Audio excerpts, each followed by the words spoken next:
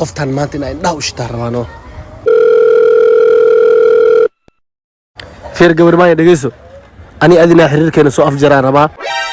wax wada hadal la dhahay isku soo noqosho dhanna ma jirto horta qofka saan ilaad loo yaawa adina yaawa maxay taa mursal wayno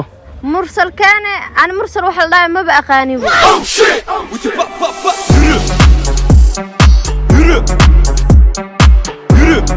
yürü lan enayi yürü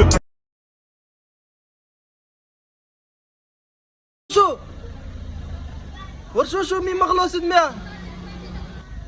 ورشوشو شوشو معاك دار مين مغلين دماء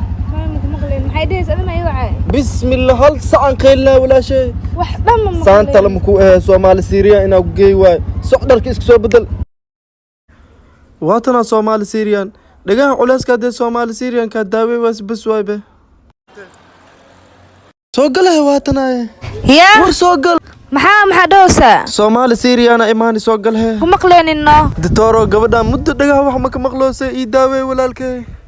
Ditor Firas waa dhakhtar ku wanaagsan cudurrada ku dhaca afka sanka dhagaha iyo wixii lamid ah hadaba Soomaali Siiriyan waxay keentay qaliimo lacag la'aan ah walaalayaal ka soo faa'iideystaba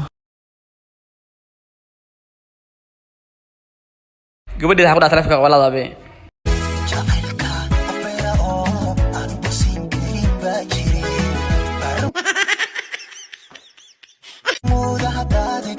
hadda aabahey soo sheeda adeer hey gabadheeda gabar ma taa maqno anaad soo tusaay soo bax waatan astruri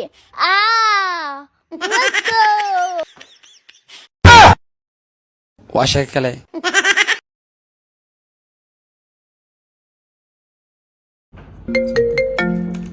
ابو مسعود